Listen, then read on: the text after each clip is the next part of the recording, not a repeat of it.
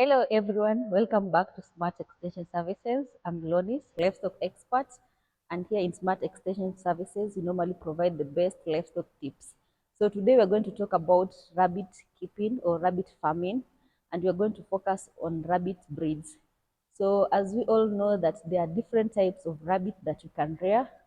One, you can rear indigenous rabbits, or you can do the exotic or hybrid, or you can have the hare. These are the wild rabbits. So before you start your rabbit farming, it is important to know which kind of breeds you want to keep for the purpose of either meat or we are doing for breeding purpose. So if you decide to do meat rabbits, there are different breeds that you can raise, and that's why I'm recording this video so that I take you through the different rabbit types or breeds you can have. First of all, we have New Zealand white, we have California white, chinchilla, Dutch giant, Flemish giant, checkered giant, Rex, and Canadian. All these types of breeds are available in Kenya's market. You can get them in different rabbit farms. So there are newly breeds that are coming up, the Rex and Canadian. These are not common breeds that farmers don't know about them.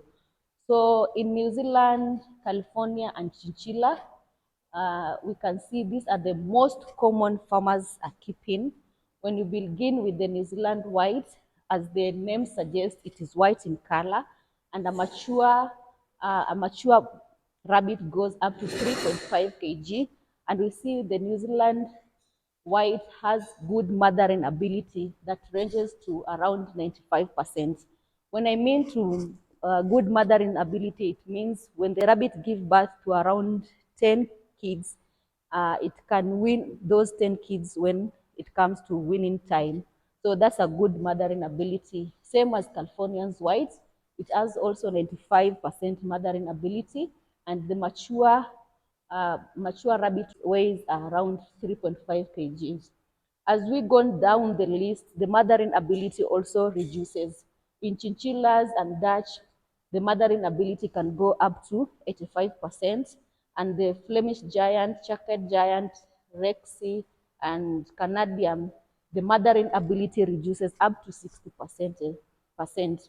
So if you want to keep the rabbit breeds for the purpose of breeding, you can go with New Zealand and California because they have good mothering ability, and also chinchilla and Dutch.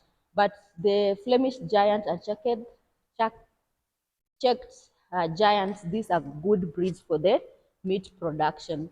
And also you can see the kg also increases. The Dutch, the mature rabbit goes for up to 4 kg. The Flemish giant goes from ranges between 4.5 to say 6 kg. Also as checkered and Canadian also 4.5 to 6 kg. So if you are choosing to have rabbits that for breeding purpose, you can check the mature weight, mothering ability, and also maturity time.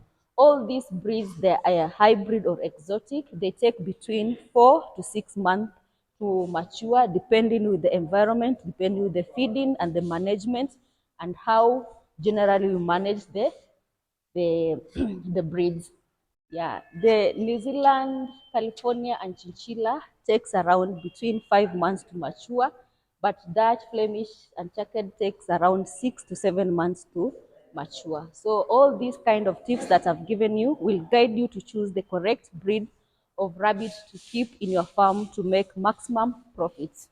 After knowing the kind of breed that you're going to keep, also considering the price of purchasing the breeding stock, we know that a mature buck here in Kenya goes around 4,000.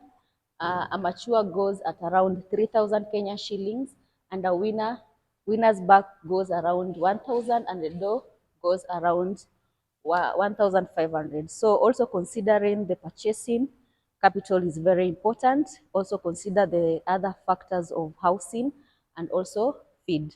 All these breeds that I've shown you here, they normally consume around 100 grams per day. So with the 100 grams of feed that you have, you can calculate the total amount of feeds you can give to your breeds, And also with the total number of rabbits that you have, you can translate it to total kg your flock is consuming, then you know the amount of money you'll spend in the feeding.